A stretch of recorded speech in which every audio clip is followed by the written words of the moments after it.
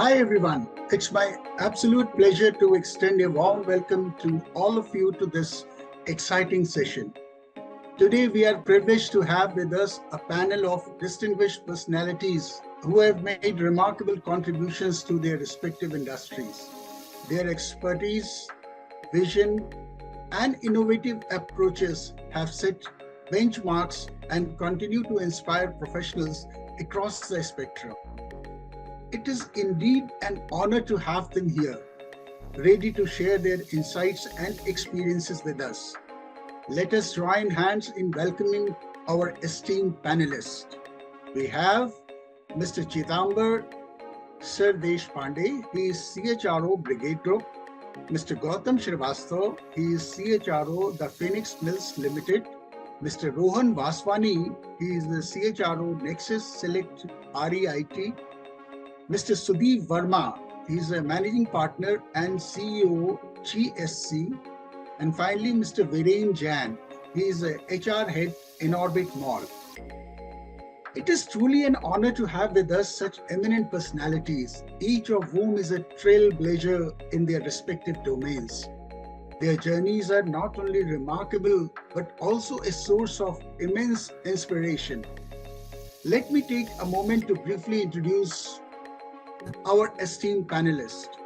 Chidambar Sirdeshpande, he is an alumnus of IIM Calcutta's Advanced Management Program, is the Chief Human Resource Officer at Brigade Enterprises Limited, overseeing the group's diverse business portfolio that is residential, commercial, retail, hospitality, and industrial business portfolio.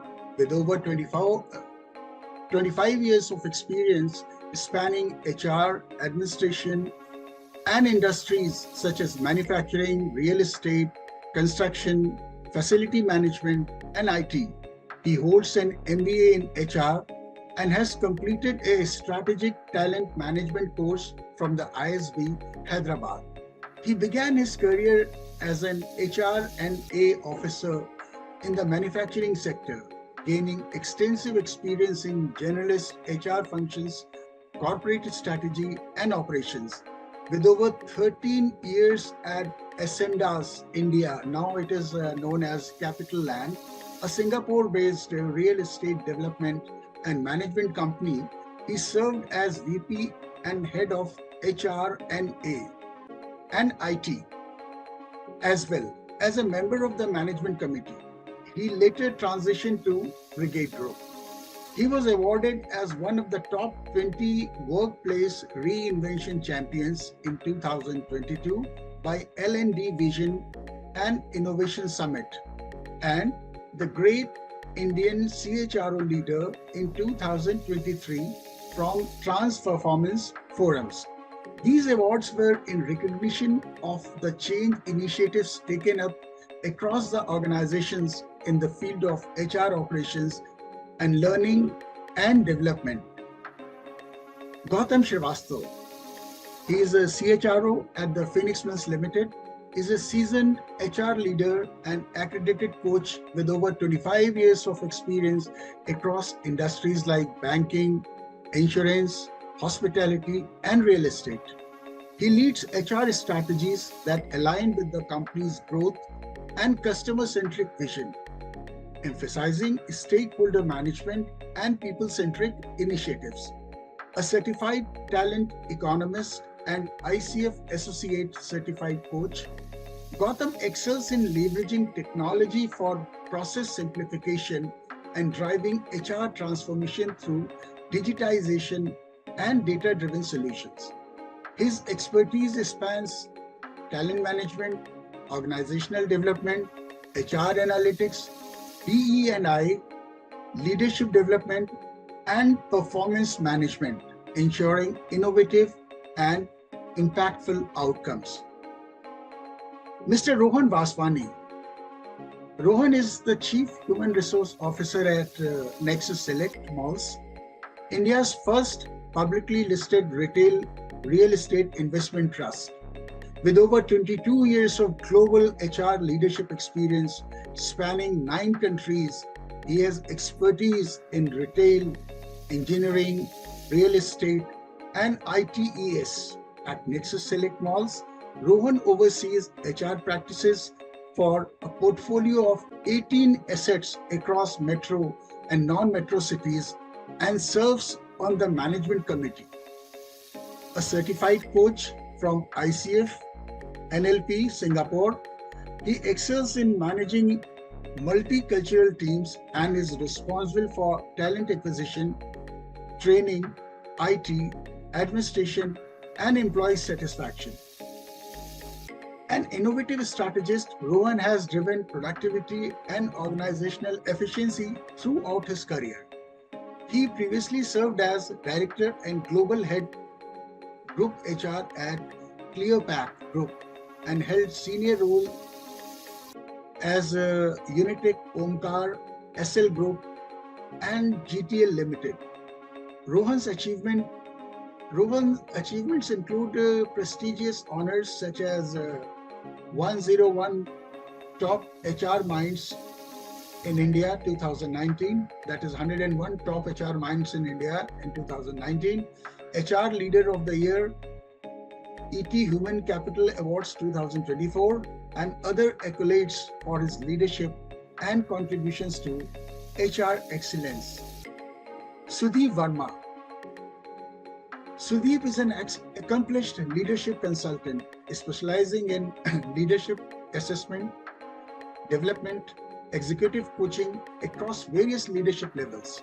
He advises clients on talent management, succession planning, leadership initiatives, and impact measurement. With extensive experience in aligning talent solutions to business objectives, Sudip has worked across diverse industries, including pharmaceuticals, retail, manufacturing, BFSI, IT. Before founding GSC, he held leadership roles at DDI India and worked with People Business Consulting and Gallup in Singapore and India. Sudip is a sought-after speaker at notable forums such as CII and the Bombay Chamber of Commerce and Industry, a certified Gallup Strengths Performance Coach, Hogan Coach, Deeper Signals Coach, and DDI Facilitator. Sudip is also trained in competency-based interviewing and executive assessment feedback. Finally, Virendra Jain. Virendra is a seasoned HR leader with nearly 20 years of experience across industries like banking, telecom, chemicals, energy, FMCG, and real estate. An alumnus of IMT Ghaziabad, he holds advanced qualifications in labor laws from XLRI and talent management from the University of Michigan. Virendra has worked with prominent companies such as JP Morgan, Airtel, Bajaj, Henkel, and Reliance. His international achievements include establishing a global capability center in Manila, spearheading social progress initiatives in IMEA countries, and managing EVP and employer branding across 16 APAC nations. Currently, as head of HR at Inorbit Malls, he drives innovative HR practices, a thought leader, and tech enthusiast. Virendra co-founded 1% Humanity, an NGO supporting underprivileged communities and volunteers, with Hamari Lado, promoting girl child education in rural areas. Friends, we are excited to hear their perspectives and engage in a thought-provoking discussion that promises to leave us enriched and enlightened. Without further ado, let's dive into the session. Once again, a warm welcome to everyone. Virendra will be moderating the session. Viewers, if you have any questions or need clarification on any point, please feel free to post your questions. They will be addressed at the end of the session. So over to you, Virendra. All yours. Thank you so much, Anjeev. And once again, I extend all of you a very warm welcome. And let me begin with thanking SCAI, Anjeev, and your team for organizing this webinar and getting such distinguished panelists for our conversation today. Panelists who are kind of industry veterans and are thought leaders in their own field, and particularly the topic that we are going to discuss. If you look at the panelists, I was observing collectively, they hold more than 100 years of experience. So that's the kind of depth of discussion I'm anticipating in this webinar. I look forward to a very engaging and insightful conversation. And when it comes to constructive feedback, we as professionals, we know the importance and how crucial it is for one's development and growth, be it in terms of we giving feedback to our teams or receiving feedback from our peers, from our managers, or during that critical times. We know how important, how pivotal constructive feedback is for the success of not only the individual, but for the organization as well. But however, it's not an easy process. One of the most fundamental process we would see in the HR practices, but also at times not very effective as one would desire. In my experience of 20 years as an HR practitioner, I've seen many instances wherein I've observed employees coming out of their bosses' cabins with different looks. At times, I've seen them very motivated and energized.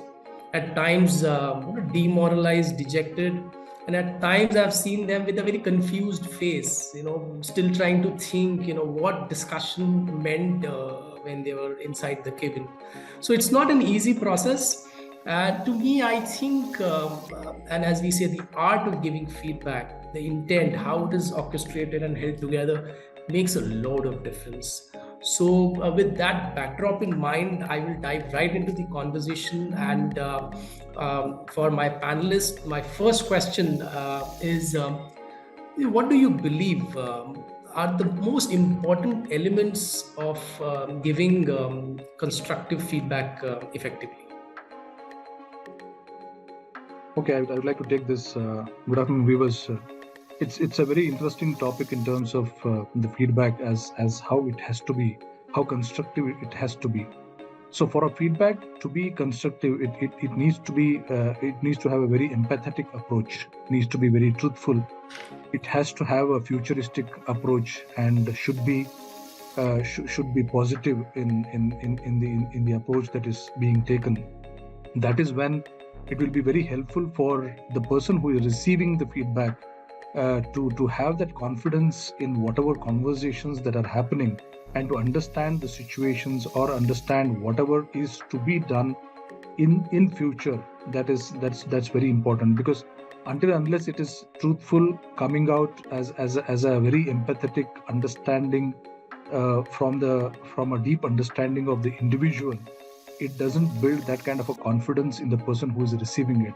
As rightly said by Virendra, many of these discussions happen in the closed door, and when people come out, people who are sitting outside will be very easily able to understand as to what would have happened internally. Though they may not be able to understand exactly what conversations happened, but they will be able to make out whether it was positive or negative. So when the person is joyous and coming out with a positive approach, then definitely it's a positive discussion that would have happened. Otherwise, it's very clear.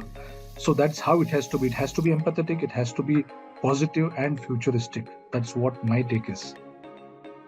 Yeah, I would also agree with you. So I would just like to add a few more points that, of course, it needs to be a conversation, a very engaging conversation where there is trust, there is willingness to accept the person who is receiving the feedback. You should be willing to accept your feedback. And thirdly, in the end, the feedback should be that what's in it for you. As long as these three elements, according to me, are very clear to the person receiving the feedback, he will be very open, and in the end, he knows what it means for him. So yeah, just adding to the points you said. Yep. If I just may come in for a moment, I think some great points and very pertinent and relevant questions. I think for me, it's like 3 or 4 points which I want to echo, and some have been pointed out, some will get pointed out. One, I think, is the absolute clarity of what message we want to give in that, I think, conversations, but is it very objective? You have evidence and facts, and what is it you want to achieve at the end of it? A lot of time we fall short of giving feedback because we don't know how the other person will react or behave. Or a top performer giving feedback may leave and go, and then I'll be left with a non-performer in the team. Second is that every feedback has to be, one of my coaches always told me that you must give constructive feedback within 48 hours of the incident. So I think the timing and the context is very important. Let's not wait for my annual appraisal to happen and then give the feedback. The feedback has to be on the go at times. You don't have to wait. Whether it is a good feedback always in public, whether it is private feedback, whether it is constructive feedback, I think that has to be given at the right time to be able to have an impact. Because once the incident happens, we're talking about it after 6 months time of appraisal, I think the impact goes away. The thirdly is adding on to clarity is also that is also in terms of a balanced feedback. I think balancing the act is very important, and it's not about the personality. It's about the incident or the episode which happened. We should not confuse that with a personality or a person. It's not about the person. It's about the role the person is doing and one KRA of that, or one task which the person has done well or not done too well. So I think these are a few points which I wanted to just highlight. All right. I think great points. I would just want to add intent matters, like you mentioned, right? Because people can sense that even when it is not stated clearly, people sense where is someone giving feedback coming from. In my experience, people care for feedback, but they also care about that whether this person cares about me or not, or whether the feedback is meant to bring me down or make me better, right? Gautam spoke about context, very crucial in terms of, am I clear with the what action is expected of me, or we are moving in circles? What action? I mean, what did I do or didn't do, right? The third and the last part, which is very connected to the first part, is the support. As a feedback provider, my responsibility is not only providing feedback, but providing some ongoing support. I don't have to solve the problem, but we'll have to put that, okay, what support you will need from me, and I must be willing and able to offer that. That's it. So such insightful conversation in the first 5 minutes of the webinar. So to all our viewers, I would strongly recommend, if in case you don't have a diary and a pen to note down the points, you should immediately do that. And on my follow-up question, before that, I have a disclaimer to make. So I operate out of DKC office, very next to the Geo Garden, where I see that there is some event which has been organized. So if you hear some background music, I'm the culprit. Apologies for that. But a very pertinent point in terms of how do you, what are the basic tenets? But and a segue to my second question on this is to all the panelists is, what are some of the common mistakes which people make while giving constructive feedback, and what would be your suggestions to them so that they can avoid it? I'll take this first. So I think and this is I've learned through experience, gone wrong a few times, and maybe now probably I'll get it right, hopefully. Having said that, one should not speak a lot. One should be prepared to listen as well.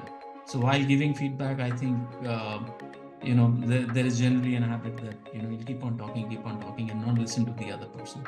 Secondly is ask permission from the person that whether he is going to receive your feedback or not. Just don't give unsolicited advice.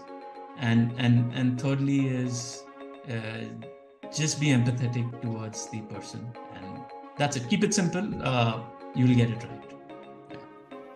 I think just to add to that, probably the biggest mistake, or probably the commonest mistake that people do, is being judgmental in that particular conversation. The moment the other person, the opposite person, feels that there's some judgment is happening on the incident or the activity that has happened, probably the mindset completely turns around. So the person should never be judgmental in that kind of situation. Should be open to hear the other person out, understand in detail. Should never be putting across or pointing at the mistake that would have happened, or overemphasize, as Rohan rightly said, overemphasize on that particular incident and go on with their own views, which is going to hamper the effectiveness of the feedback. So being judgmental is one very, very common mistake that people generally do in this kind of situation.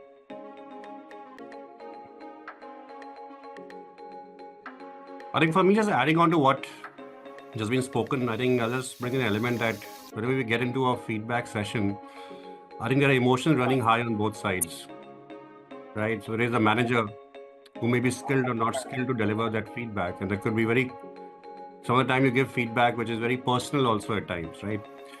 Which could be one is a performance-based feedback. Second is also about behavioral-based feedback, or the aptitude or the attitude-based feedback, right?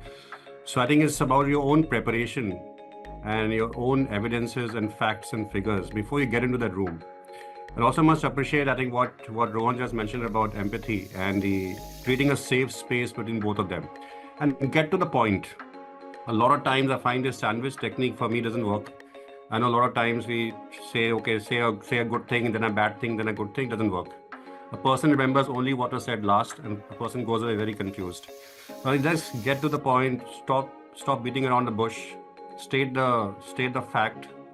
State what happened. What was the impact of that, and what changes do we want to make, and agree to a solution. And yes, listening is important, but I think messaging is also important, and how you deliver the message. Right, a choice of words, your own tone of voice. Don't have any biasness towards the person, bias on bias. We also have this confirmation by the guy has already done wrong. May not be there could be an issue, and to have a coaching approach to it by asking the right questions to arrive at the right solutions. I think, but overall, being authentic in your approach and being adaptable to the situation based on how the person reacts to it. And thirdly, would also be showing a lot of empathy in the entire process, and that makes you a human leader. So I think it's very important that the person giving the feedback and show that he's not passing on a message. They must own the feedback, and to own, you must know what the person has done, and be factually correct before you actually give the feedback. So the preparation for me is very important. Couldn't agree more with this. I think research after research state there's a culture nuance to this as well. Managers, and Indian managers especially, they shy away from giving actionable feedback. Either they don't give it at all, they put it under the carpet, or they give it in a manner that detrimental. It does not help them. Couldn't agree more with Rohan and Gautam what they mentioned. How do we involve them? How do we seek more and share afterwards? I think the science of asking question is the art of pretending that we already don't know the answer. We know the answer. We know what happened, but let us involve them. Let us see what they have to see in this, right? Because managers, in my opinion, tend to focus too much on the facts of the case, too little on the feelings. But when dealing with people, feelings are facts, how they are feeling, thinking, and how do we as feedback provider tune into that. The last, but very important, when giving that kind of feedback, let's not give a perfect example, especially of ours, that how did I never made a mistake? How did I do this? Those are, strictly not something we should avoid. We can give our own vulnerability. How did we overcome something? How did we suffer from something similar? That makes it more relatable, more humane. And in fact, if I had to come in, I would, so what Gautam mentioned, I've also experienced one of the mistakes which a lot of leaders make is the lack of preparation. The reality at times it goes that this is, at times we get into that process mindset, and then, someone in HR is sending follow-up mails and this is to be closed. At times, I've seen leaders doing it as a tick mark activity as well.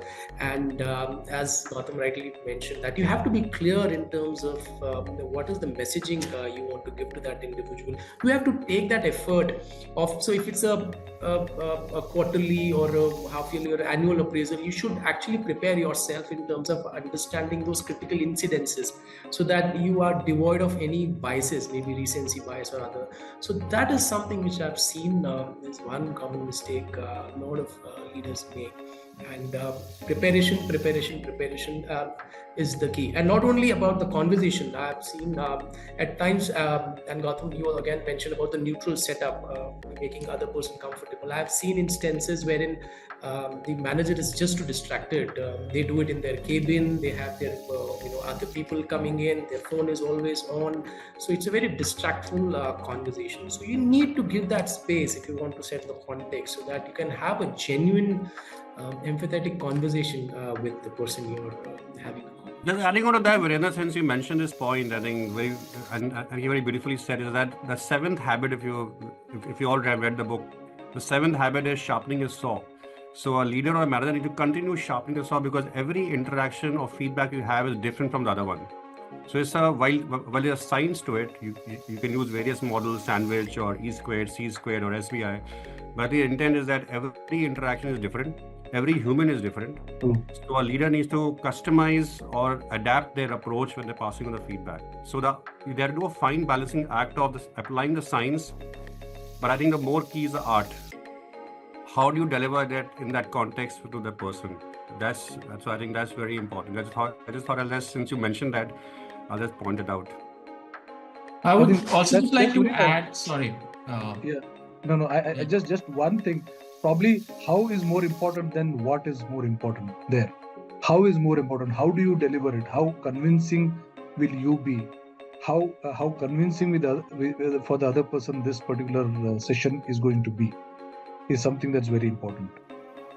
And also, yeah, sorry, go ahead. One other point that I wanted to add, probably we are missing, and for the audience at general, and feedback is not about, there is an approach which is very important, that what approach you take for your feedback. And the approach that we are talking right now is mainly about when you do that to your peers or your team members.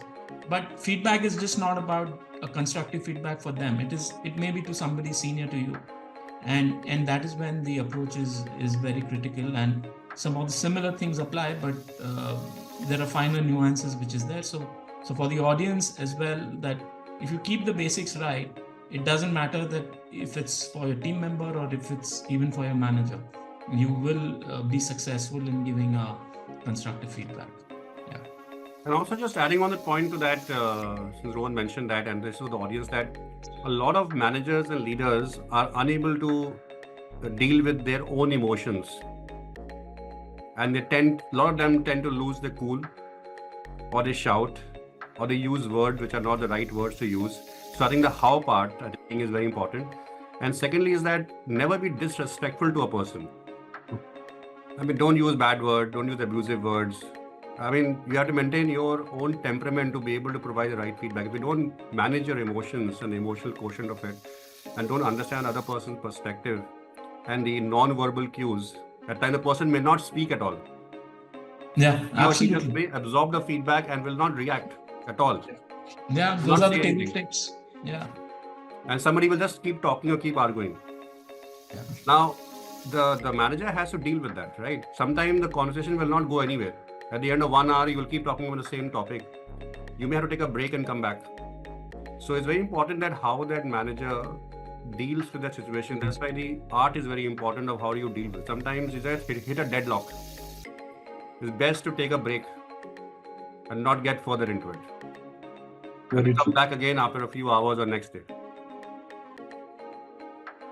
Great. I can see the energy being built up. And I've started enjoying the conversation even more. And in fact, my next, the segue to my next question is, I'll pick it up from where Gautam, you mentioned that at times you'll face situations wherein, the other person becomes defensive, they become closed. So on that, if we have to give our viewers some tips in terms of how do you handle such a situation. So you spoke about taking the break and then continuing. So I would want to understand from all panelists, how do you handle, as a manager, as a leader, how do you handle a situation wherein the feedback you're giving and the other person has become defensive or closed? What are some of the things that we can do?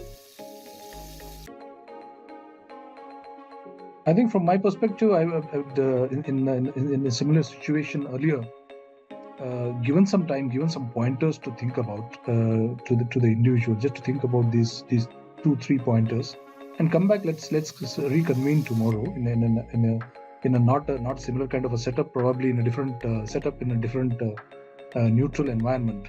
It could be a different office altogether. You never know, because many of the times, the environment creates a big role in understanding things, in thinking in a particular direction. So these kind of change in places, and also giving that particular time and giving those pointers to think about. You never know whether the person will think about it or not, but definitely you have implanted those particular thoughts in the mind of the person. So there is every possibility of a person just at least mulling through on these 1 or 2 points, and then come back. Probably the environment would have eased out, and then it becomes more effective. That's how I've been using it a couple of times, and it has been effective. I think for me, if a person does get defensive, and I think it happens a number of times, I think we all would have faced this in our own, when we actually provide feedback to a lot of people. It depends on personality and type they are in. And I think the key is listening. I think we have to show empathy and build trust. I think we have to go back and start building that trust and start asking the right question. I think it's all about the power of asking the right question to get to the right answer. I think coaching has told me one thing, that it's all the art of powerful questions which can lead to a response, which can lead to a possible solution. So I think understanding their perspective by asking the right question. Sometimes you have to ask open-ended, sometimes closed-ended, because sometimes the person can just go on, and then you don't know where to stop the person, right? So at some point you will lose attention. So I think at times to rephrase, time to ask some open-ended, some closed-ended questions, building trust. Maybe reframe our feedback in a different way and paraphrase what they are saying for them to understand what they're saying. Right? When you're talking, you are not, at the same time, you're also analyzing the response. So I think it's important that sometimes we reframe our feedback and reframe what they're saying, rephrasing, and be persistent, but be patient. Let's not lose patience there. And sometimes I've seen during the performance feedback sessions, sometimes we don't lead to a solution. And we have to take that break and say, in case you're saying so, fair enough. This is what I have seen. This is what I see that you have not delivered any reports at a particular time frame. There will be a lot of errors. Person will say, no, I have delivered. Why don't you show me the evidence? Why don't you go back and let's meet again tomorrow? You collect the evidence and feedback. I'm happy to hear your perspective and change my perspective about you. Let the person prove with active facts and evidences, because I have facts and evidences. So in case I'm adequately prepared, I should be adequately prepared to let the person also respond and come back with those evidences and feedback. Yeah, I mean, for me, it's not just one approach. I would probably keep it open, and with the premise that there needs to be a safety net. So whatever happens during that feedback session, the person, both the people should know that the discussion stays here. It's safe to speak whatever you want. Build that trust and confidentiality, and from there see what approach works best. It could be that you take a break, and then you see how it goes, depending on the person and what are the areas that concerns that person. I think the reality is most people will feel defensive when getting feedback, right? I think this is something that we can preempt, and like Gautam mentioned, that preparation is the key, that how prepared. So sometimes we overestimate our ability to regulate our own emotions and manage the emotions of others, right? I like what Chidambar mentioned, that we don't have to solve it in one setting, right? I mean, it's a conversation.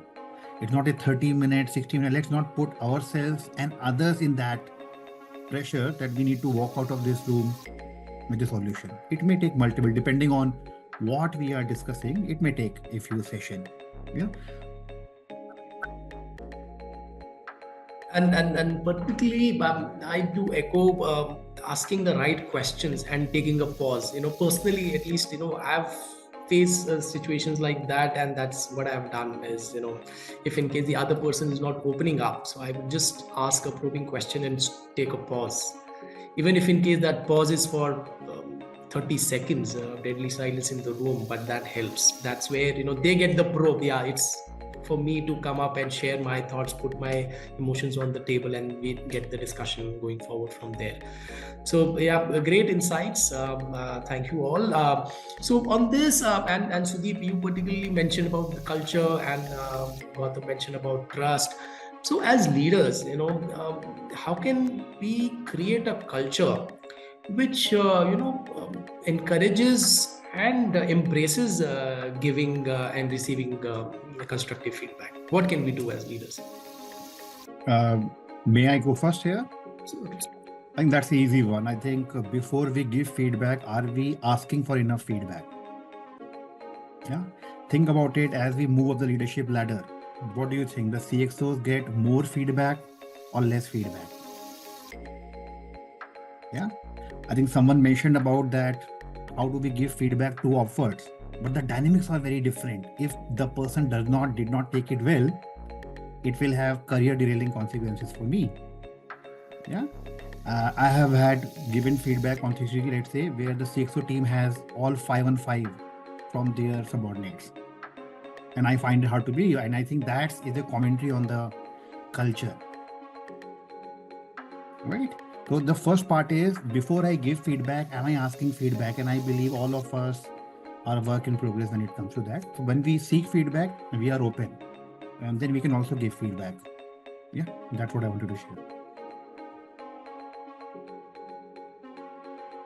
I think just to add on, probably it's creation of that open environment, the willingness to hear, the willingness to, or probably create that confidence or the trust in the person that yes, I am safe here. That safe word is very important. The person should feel that yes, this is going to be a confidential discussion. This is not going to go out anywhere. And yes, I can speak my mind out here and take the inputs as well.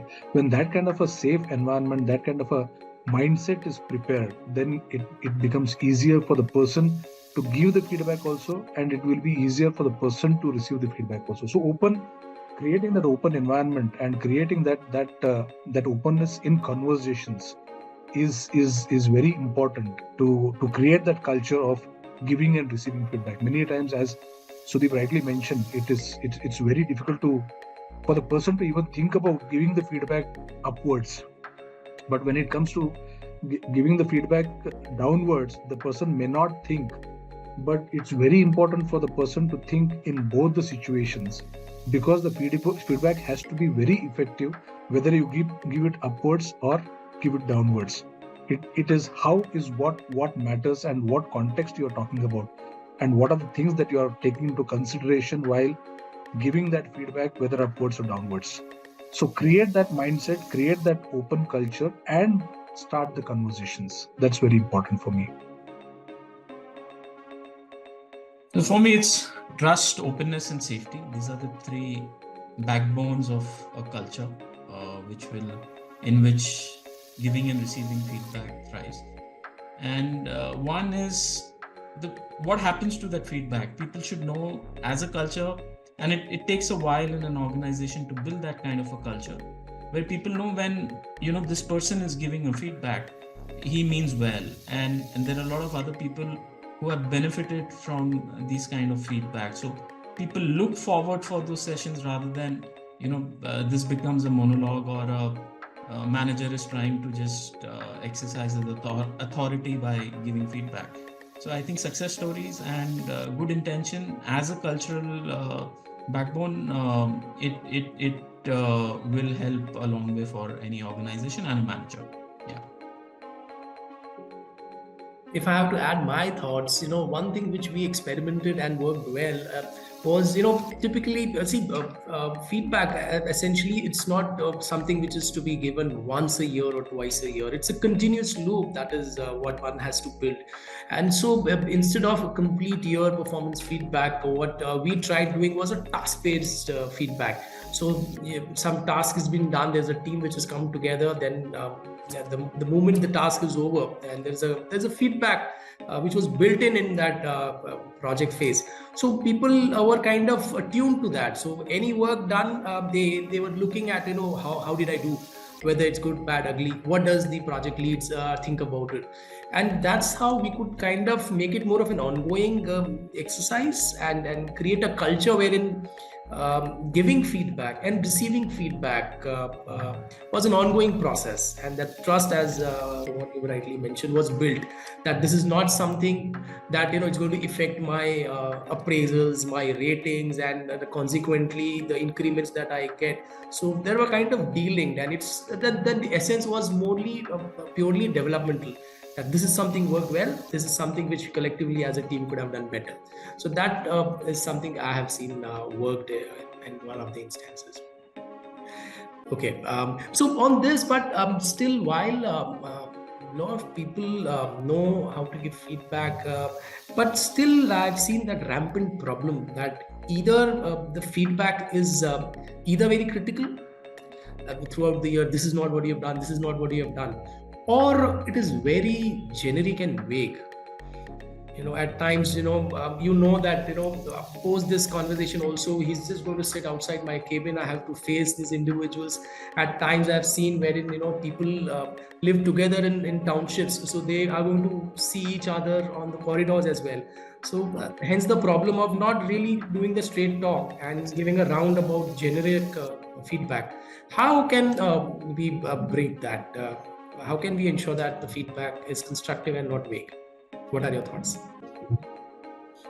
I think if I may go first, I think what we said earlier is about doing your preparation, and the key is preparation and being courageous in your giving feedback. I think we have to become courageous managers, and let's not sandwich it. Let's not eat the sandwich. Let's make it sharp and be specific about it and say the way it is. And let's not try to hide behind fancy words, beat around the bush. Let's have the courage to give the feedback to anyone you want to give a feedback. And let's not confuse the person as they walk out of the room. That what did the guy say? What are the real message at the end of it? So I think overall, going back to the previous question also is also about building, I would say, resilience amongst the people to receive feedback. We have multi-generational workforce these days. We have a lot more Gen Zs coming in. Tomorrow you'll have the Alpha coming in. I think the resilience is the key for success for tomorrow. And I think as I said earlier, that emotions run high on both sides, and more so now on the Gen Z side, I would say. And I don't want to blame Gen Z. I think the Gen X and the Gen Ys also have to adapt and understand that different generations, 5 generations working under the same roof, will have to adapt to different styles of working. But I think the key, again, going back, is one is how to give and how to receive feedback, and how do you work with that. Secondly, building that trust. I think Rohan talked a lot about trust. I think that's very important, creating a safe space. Third would be training, making sure that our leaders, managers inculcate that specific model of doing it, the science part of it and how part of it. And fourth is that I think it should become a way of life. You don't need to set up a half an hour time, 1 hour time to give feedback to somebody. Do it on the go. You really don't have to do it. I mean, what happens usually when people come to your office, there is usually a power center. Right? If I'm a CHRO of the company, or you are a CHRO of your group company, usually our room is a power center. Sometimes you want to give the message to the person that you are in power. But a lot of time it may be useful to get out of your comfort and do it in an informal setup. We get down to a meeting room or get outside for a cafe, have a coffee together and have a candid conversation. I think it's all about how you want to do it, what's the context, who you're dealing with, what kind of feedback you're going to give. Sometimes feedback may not be very stern. It could just be a message. But sometimes feedback is very specific about your performance, and it can have an impact on your overall development and growth in the company. So I think again, the context is very important at how we do that. I think just to add to that, these conversations should never be very generalistic conversations. Whenever you are having a feedback session, it cannot be generalized that a particular individual or a particular group, you people have been always doing like this, or the person has been always doing like this. These are very, very generic and very vague statements to be made unless it is specific, unless there are certain pointers to be taken out from that, and pointers given for maybe for improvement or review that particular thing is very important. It becomes very pertinent. Otherwise, everything will go as a very there's no seriousness, there is no conclusion. It's just like saying many people are doing like this, many people are doing like that, but there's no specific thing as to what has happened and what is the context of this particular conversation. Unless that comes as a specific point or the specificity is mentioned, it doesn't become serious. It doesn't become very important for the person who is receiving it. That's my take. Right. I think Virendra, I think the vagueness part, I think the specificity part, I agree the preparation part.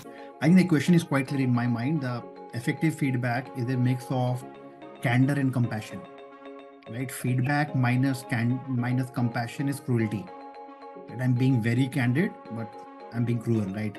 But feedback minus candor, if there's no candor, only compassion, I think I'm going around in circle. I'm not being effective. I'm not giving them specific feedback, what they can work on and improve. So as a feedback provider, I need to balance my candor with my compassion and give them specific instances. What helps is towards the end of the feedback, if we ask them to summarize their understanding of it, right? What action, right? What have they understood? What is the issue? Because maybe we have something in our head. How do we align? How do we sync? And when they articulate it, naturally the cyclical ownership is a bit higher. Yeah, I would agree to every point that everyone has said.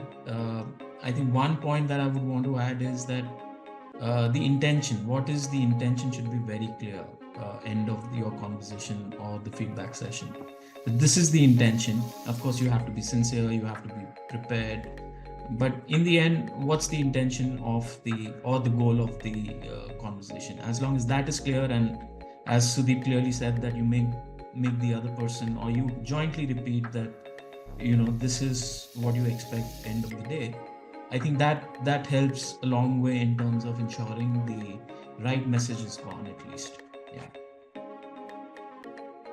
Great. And on this, a very interesting topic, which kind of Gautam alluded to, he spoke about Gen Z, so the different generations that we have at our office setup, and also in your team, obviously you have people who are at different experience ranges.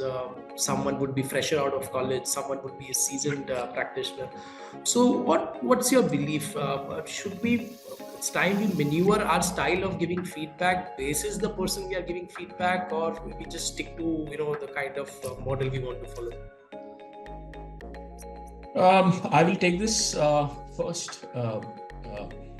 I guess when we talk of the science and the art remains the same, and that's where the preparation comes in. You see your audience, you see whom you are speaking to, and based on that, let's say if it's somebody, an alpha generation, let's say if I have to speak to somebody, then my total approach may be a little different, but few stable stakes, let's say sincerity, trust and openness, giving that confidence, asking permission before giving the feedback remains the same.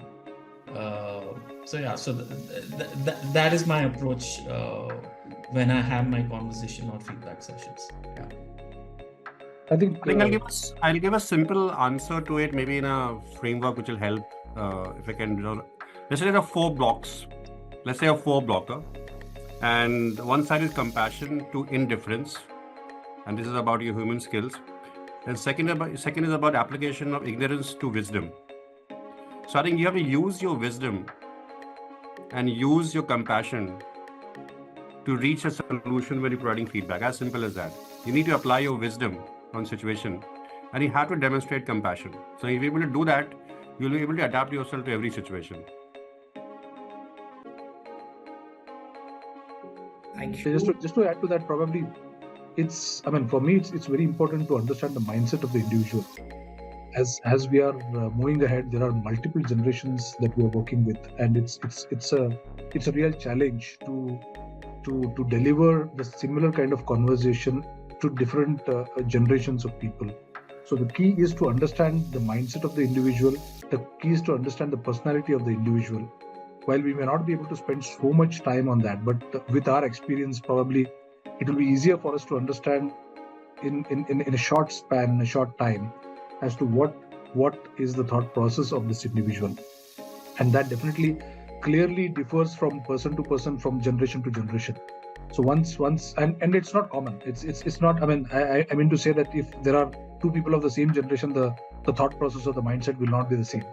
But and you go along, Yeah. It changes Yeah, as you right. have the conversation. Yeah. So probably once you understand, then it becomes easier for you to manage that particular situation, and provided to that all this preparation, your readiness to do that, keeping that positivity into that, keeping futuristic aspect into that, is something that goes as a common platform.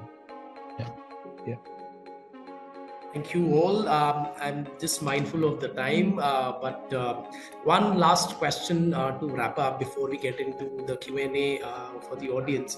So if in case there is one advice which bases your experience, insights, you would want to give to someone who wants to improve their giving feedback skills, but isn't sure where to start. So what is that tip or advice you would want to give to our viewers? So while we've discussed, Interesting. Everyone is silent. Let me start. There's no silver bullet. So if I have to go in, while we've covered a lot of these in our conversation, but one word which I have to leave our viewers with is preparation. Prepare well to have a effective conversation. I think prepare well and have empathy. I think I'll put two words. Yeah. One is the art and one is the science. So prepare is the science part of it, and empathy is the art part of it. So absolutely. Understanding that situation, clear understanding of the situation and the clear intent is going to be very important here. Yeah. I think a basic premise to start from is to introspect. I think look within your own self and look at yourself in the mirror and pick up any situation which you have. If you can divide them into 4 different aspects for feedback, I think one is acquiring that skill and experience. Second is if you just use a model of, let's say, E squared, C squared. One is that explain what the problem is. Third and second is to give the example or the evidence. Second is what is that you would like to change.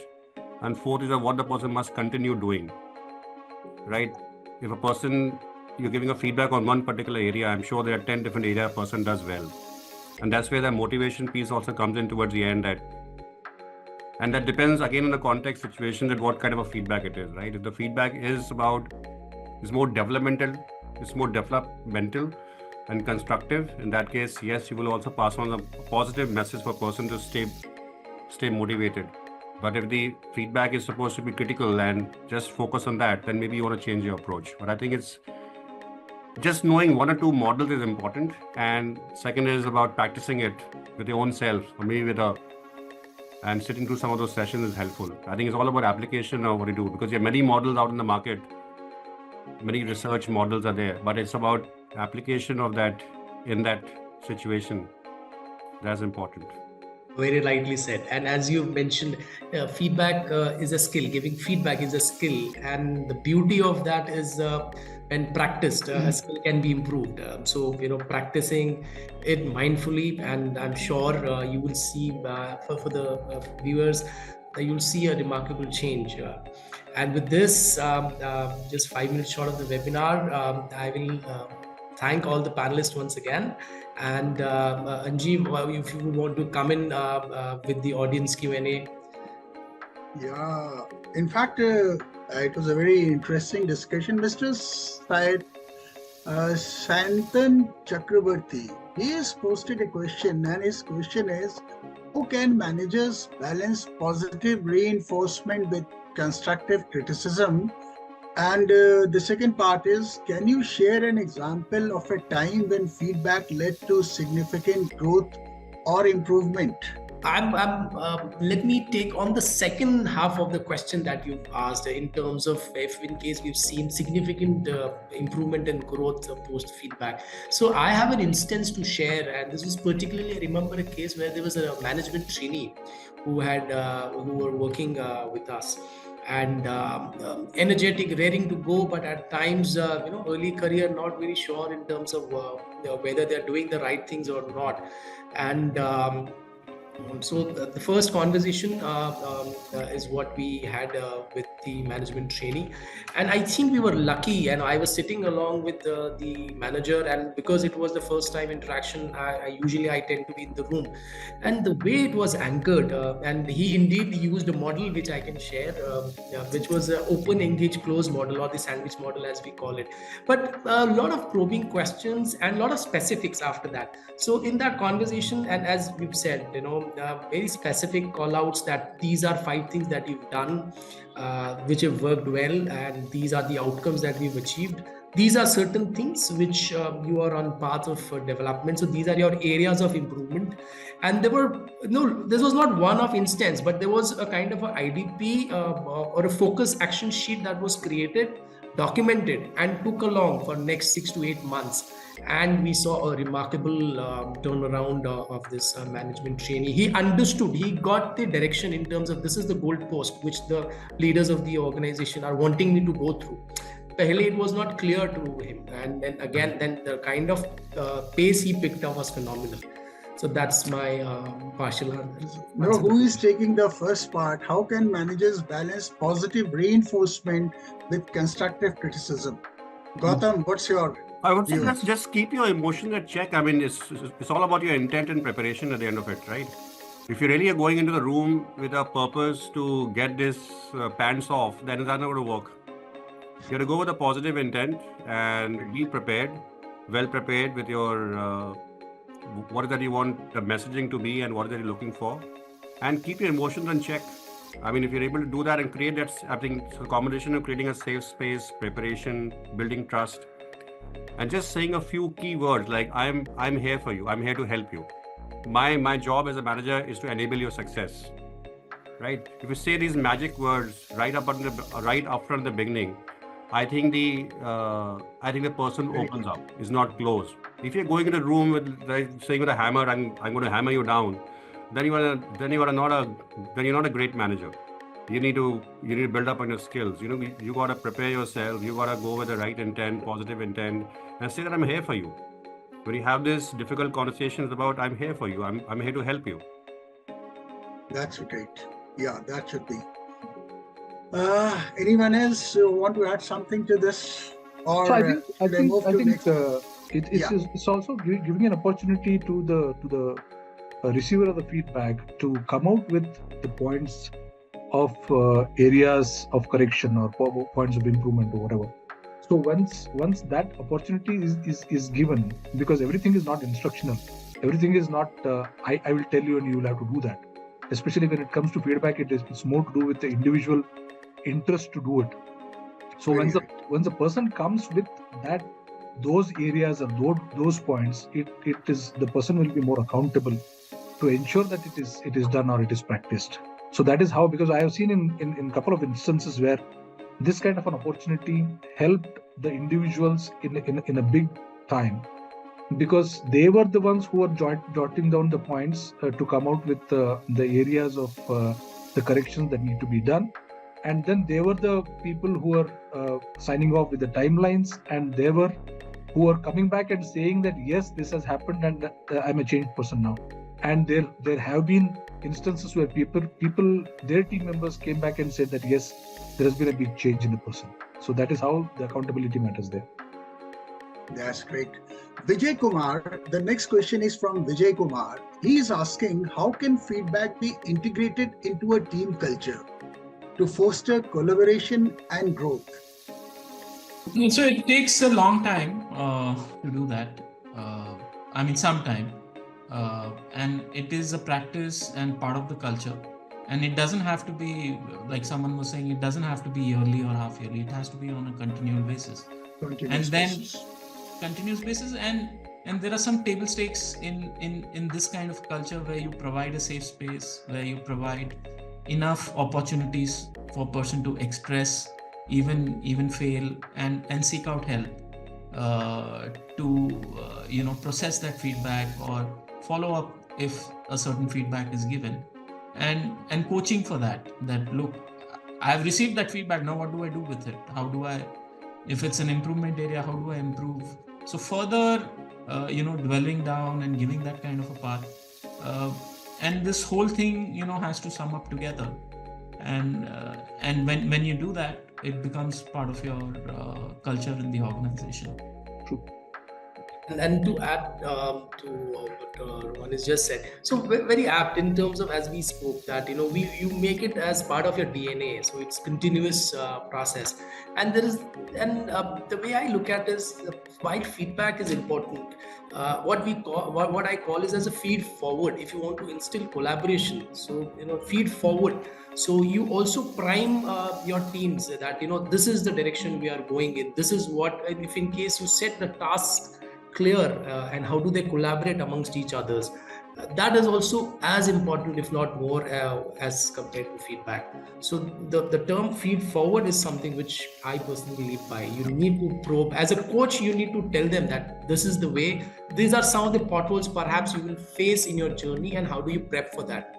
So that's, I think, is one of the responsibility of the manager or the leader. Some of the great leaders.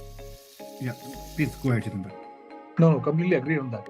Feed forward is something which is very important. Absolutely. That understanding of feed forward. Yeah. Yeah. So Okay, some of the now great leaders. I'll just take 10 seconds. I've worked with. Go ahead. They mentioned, for how do we build that culture, there are 3 questions. How are you doing? How am I doing? How are we doing? The first part is how are you doing, is really checking on that. How am I doing is invitation to give me feedback.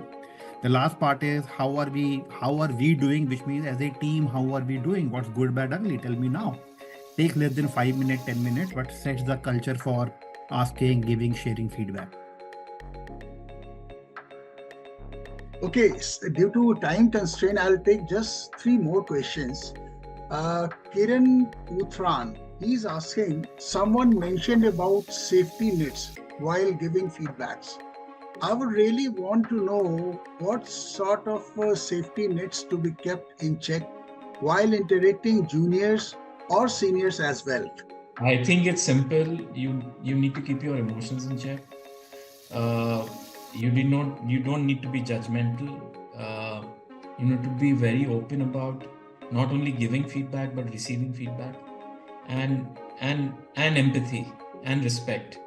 As long as you do that, and you're not going to be judged, there's not going to be any penal action against you if you say something, and in the end it's going to help you. And if you can demonstrate that, that is the kind of safety net you can provide to somebody whom you are giving feedback. At least I practice it this way. Yeah, the safety net is also about caring for the employee, right? Caring for your people. Yeah. I think demonstrating that through words is very important, and the basic premise of the safety. Why should a person talk to you candidly? Let's talk honest and in a candid manner. Whatever you say stays within this room, and I'm here because of you. I'm here because I care for you, and that's why we're having this dialogue and discussion, right? So if there's anything on your mind, please share that with me, and then we can have a candid chat. I think just those are the safety nets primarily what the person looks, because a manager spending time with a person at 1 hour, 30 minutes, whatever that time frame is the time a manager is giving to the employee and giving to the time. That's why you do all your personal development plans, all your development plans which you do is the employee feels that you care for the person. It's all about care and empathy. Well, how the team should handle managers. Manager does macro management. This question is how the team should handle manager does micromanagement. You have to. Tell us if you come to know about that.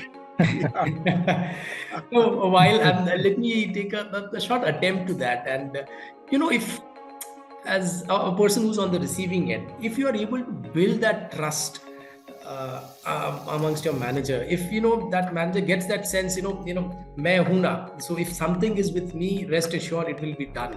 If you are able to build that equation, build that trust, I'm sure the micromanager has many other people to micromanage. At least you will get that leeway in your area of work, is what my take is. Yeah, there's no silver bullet I think- in this. I think you come out with practice, and it may depend on manager to manager. Yeah, honestly. I think you'll have to give that confidence to the micromanager that you can do things independently or individually. Probably many a times it's that confidence that lacks in the manager that may be involving these kinds of things. Yeah. Santosh Dhanevar is asking, how do you prioritize feedback from multiple sources? I think use your wisdom. I think multiple sources means what? It could be a peer, could be a stakeholder, could be a reportee. I think a manager has to use their wisdom and filter the feedback. A lot of feedback is very colored from different set of people, right? When it's in a perception-based feedback, a person coming into office late every day, or not late, rather you come in at a particular time, you always find a guy standing outside and smoking or having his chai or breakfast, and somebody comes and tells you this guy is always standing outside. It may not be the case. So again, your facts, evidences are very important, and I think that's where it comes from. Don't get colored by other people. Make your own judgment. Use your own wisdom. Very right. And also, I think a lot of introspection goes there, because if many people are giving feedback, there's something that I as an individual have to think about, and introspection helps in that particular sense. Yeah, I mean, I would add also importance.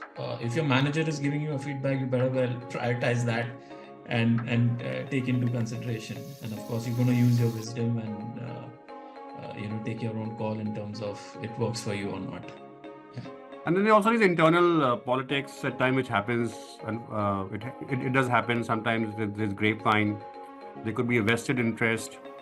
So a manager has to filter all that.